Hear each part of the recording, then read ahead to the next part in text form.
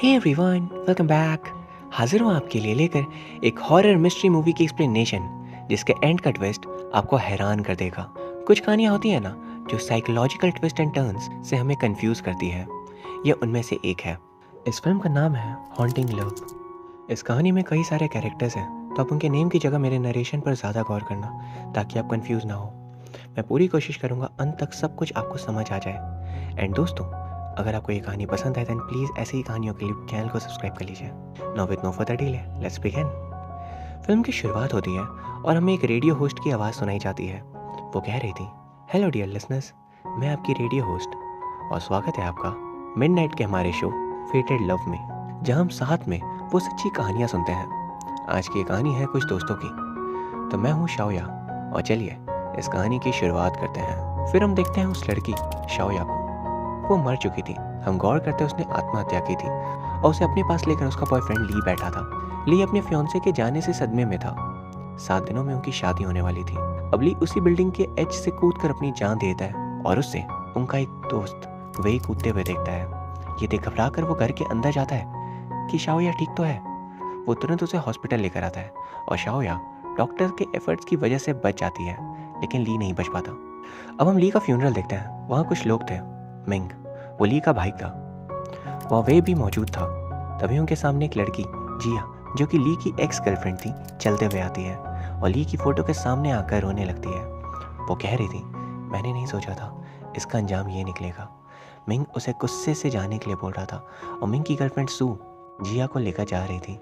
तभी वे मिंग को कंसोल करता है और जब सभी चले जाते हैं तभी हम देखते हैं ली की फोटोग्राफी अचानक क्रैक्स आ गए थे, मानो ये किसी रूह का काम हो। अब शाओया हॉस्पिटल से डिस्चार्ज होती है और वे उसे लेने हॉस्पिटल जाता है। वहाँ कोई शख्स उन दोनों पे नज़र रखकर था। वे शाओया के कमरे का दरवाज़ा जैसे ही खोलता है तो डोर अपने आप लॉक हो गया था। वो दोबारा खोलता है तो खिड़की खुली थी और हवा की वजह से ऐसा हुआ था।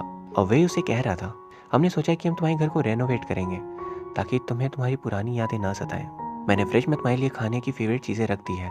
जिस पे शाओया कहती है, वे क्यों ना मैं तुम्हें कभी बाद में ट्रीट दूँ, अभी मुझे अकेले कुछ वक्त बिताना है। वे कहता है, क्यों नहीं, मैं चला जाता हूँ। शाओया पूरे घर के हर एक कोने को देख रही थी।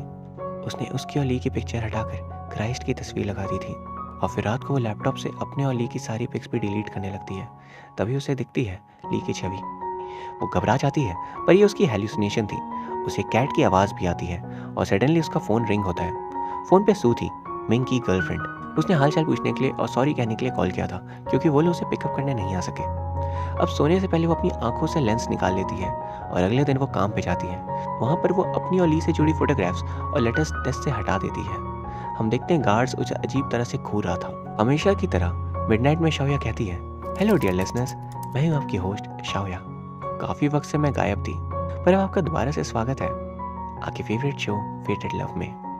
हम देखते हैं वे और वो सिक्योरिटी गार्ड उसे सुन रहे थे। फिर वो कहानी सुनाती है, एक बार की बात है, एक प्रिंस था और उसके गार्डन में एक रोज़ था। प्रिंस की केयर में छोटा सा रोज़ दिन प्रतिदिन बड़ा होते गया और उसे लगने लगा वो अब उस प्रिंस की है। पर फिर एक दिन एक और रोज़ उसके पास आ गया और वो रोज़ की नज़दीकियाँ प्रिंस से बढ़ गई। ये देख पुरानी रोज़ रोने लगी। अब एक दिन उस पुरानी रोज़ ने डिसाइड किया वो उसे छोड़कर चली जाएगी क्योंकि बिना प्रिंस के प्यार के वो नहीं जी सकती। उसे उसका अनडिवाइडेड लव चाहिए था। तभी फिर वो कहती है, आगे की कहानी हम कल सुनेंगे। और फिर वो ऑफ एयर जाकर घर के लिए निकल जाती है। अचानक दरवाज़ा अपने आप लॉक हो जाता है और उसे किसी के पैरों की आवाज़ आने लगती है। ये मिडनाइट था और वो वहाँ अकेली होनी चाहिए थी। वो भागते हुए लिफ्ट के पास आकर जल्दी से बटन प्रेस करती है कि तभी उसे सिक्योरिटी गार्ड दिखता है और वो उसे एक क्रीपी सी स्माइल देता है। लिफ्ट में अचानक लाइट्स ऑफ हो जाती है और जैसे ही वो फ़ोन की फ्लैश लाइट ऑन करती है हमें ली की रूह दिखाई जाती है। उसे देख वो एकदम घबरा गई थी। वो बेसमेंट में कार के पास पहुंचकर डोर ओपन करने के लिए कीज़ निकाल रही थी कि तभी कीज़ नीचे गिर जाती हैं। वहाँ एक अनजान हाथ उसे हाथों को पकड़ लेता है। ये देख कॉर्नर में वो छिप जाती है। हम देखते हैं वो हाथ उस गार्ड का था। वो उसे वो कीज़ ला कर देता है और शाओया घबरा कर वहाँ से तुरंत निकल जाती है। रास्ते में एक जलते हुए पुतले को देख वो ली को ही इमेजिन कर रही थी। घर पे वो जैसे एंटर करती है तभी फ्लैशबैक्स में हमें दिखाते हैं आखिर शाओया ने सुसाइड क्यों किया था और वो ली से नफरत क्यों करने लगी है। एक बार वो फ्लावर लेकर होटल के एक कमरे में आती है जहाँ ली ऑलरेडी रुका हुआ था। वहाँ से कुछ आवाज़ें आती हैं और वो कुछ कपड़ों को देखती है। एंड दोस्तों, अंदर कमरे में ली अपनी एक्स गर्लफ्रेंड जिया के साथ था और शाओया को चीट कर रहा था। ये देख उसका दिल टूट जाता है एंड 7 दिनों में उनकी शादी थी और ली ने उसके साथ ऐसा किया। ली चिल्लाता है, शाओया रुको, मेरी बात सुनो, पर वो ये देखकर सुसाइड कर लेती है और फिर ली ने भी अपनी जान दे दी। अब प्रेजेंट में शाओया फ्लास के साथ एक ग्रेव पे जाती है, पर वहाँ उसे कोई आकृति नजर आती है और वो फ्लास फेंक देती है। अचानक उसकी नींद खुलती है और यह महज एक सपना था। वहीं बेल बजी थी तो वो देखने जाती है, बाहर कोई नहीं था। तभी बेल दोबारा बजती है एंड बाहर फ्लास से अपना फेस छिपाई कोई खड़ा था, तो वो डोर ओपन करती है और बाहर उसका बचपन का दोस्त सू यांग था। वो कहती, आ जा रहे हो, इतने दिनों से कहाँ थे? वो कहते, मैं हमेशा यहीं था। फिर वो उसके लिए खाना प्रिपेयर करती है और उसे इतनी खुशी से खाता देख वो कह रही थी, सू यांग तुम बिल्कुल एक हंग्री घोस्ट की तरह हो, आराम से खाओ। वो कहता है, तुम्हारी और ली की पिक्चर कहाँ गई? वो कहती है, सबने कहा हटा देने के लिए। वो कहता है, सही है। वो कहती है, तुम्हें बहुत परवाह है ना मेरी? वो थोड़ी शर्मा रही थी और खुश थी उसके प्रेजेंस से। सू यांग से वो पूछती है, ये डिश याद है? मुझे क्यों पसंद है? वो कहता है, तुम्हें क्या लगता है मैं भूल जाऊंगा? वो कहता है, तुम्हें ये इसलिए पसंद है क्योंकि ये तुम्हें फील करवाता है आज का तुम्हारा दिन स्वीट रहेगा, बिल्कुल इस डिश की तरह। वो स्माइल करने लगती है और फिर वो चला जाता है, ये बोल कर कि कुछ दिनों बाद आऊँगा दोबारा मिलने।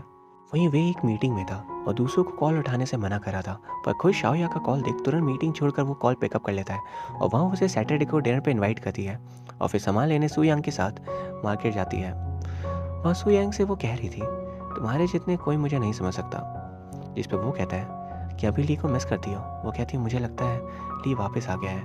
वो हंसते हुए कह रहा था, ज़्यादा नॉवेल्स और मूवीज़ देख रही हो क्या? भूत वूत रियल नहीं होते हैं। वो कहती है, तुम मुझे सीरियसली नहीं लेते। जिस पे वो कहता है, मैं तो तुम्हारा मूड अपलिफ्ट कर रहा था। तभी साइड मिरर पे शाओया को एक बच्ची नजर आती है और उसके हाथ पे एक डॉल थी और उस बच्ची की एक आंख उसके बालों से छिपी हुई थी। शाओया सू यांग से कहती है, क्या तुम इस बच्ची को देख सकते हो? वो कहते हैं, कौन सी बच्ची? और शाओया तभी मुड़कर देखती है तो वहाँ कोई नहीं था। अब शाम को सभी लोग डिनर पे आए थे लेकिन सू यांग वहाँ नहीं था, उसे कुछ काम आ गया था। मिंग सू और वे शाओया को उसकी आगे की लाइफ के लिए चेयरअप कर रहे थे कि तभी इतने में जिया वहाँ जाती है। वो पूरे माहौल को ख़राब कर देती है क्योंकि उसके साथ ही ली ने शाओया को चीट किया था। वहाँ जिया शाओया से माफ़ी मांगने के लिए आई थी, पर उसे अनकंफर्टेबल फील होता देख मिंग गुस्से में जिया को जाने के लिए कहता है क्योंकि उसे नाराज़गी थी उसके भाई को चीट करने के लिए।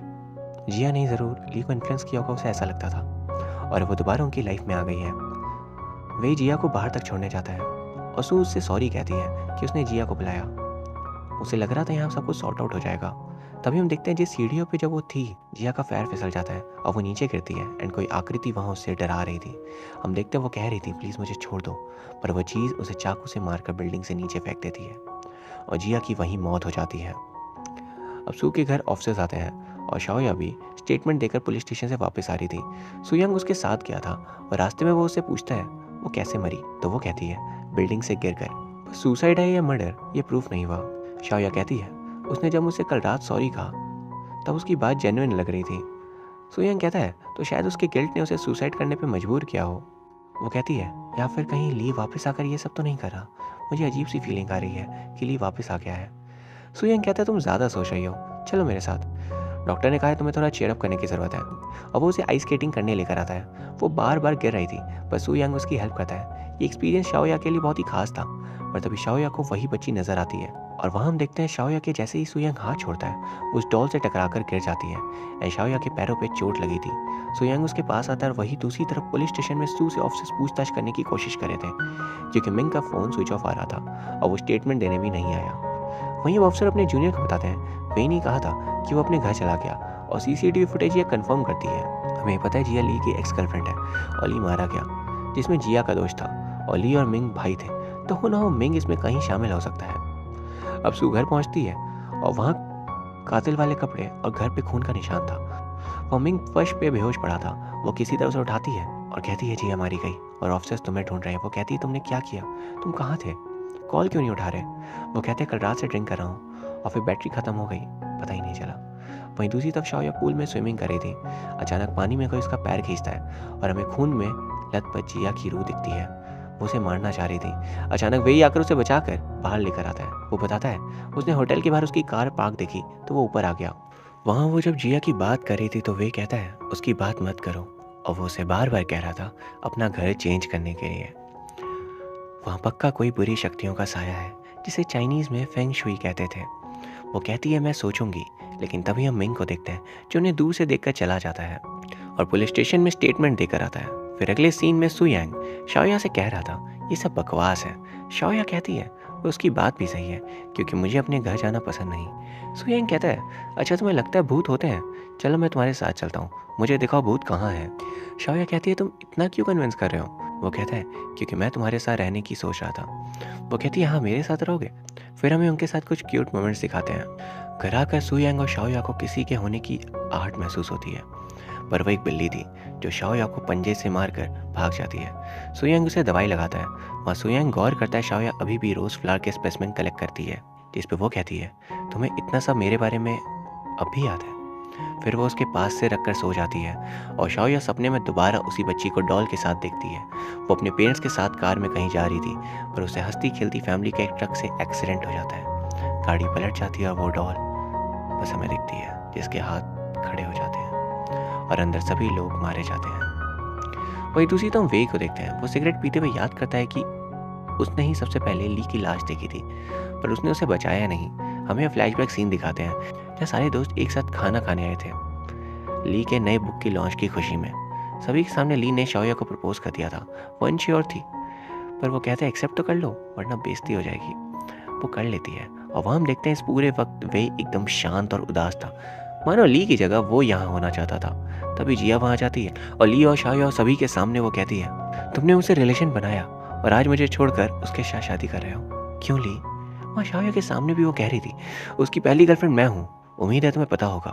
वे शाओया को हर्ट फील होते नहीं देख सकता था, तो जिया को लेकर बाहर चला जाता है और शाओया किसी तरह वहाँ शांत रह जाती है। लेकिन वहीं अब प्रेजेंट में मिंग का शक वेई पे जाने लगता है। वो पता करता है और दोस्तों हमारे सामने एक राज खोलता है।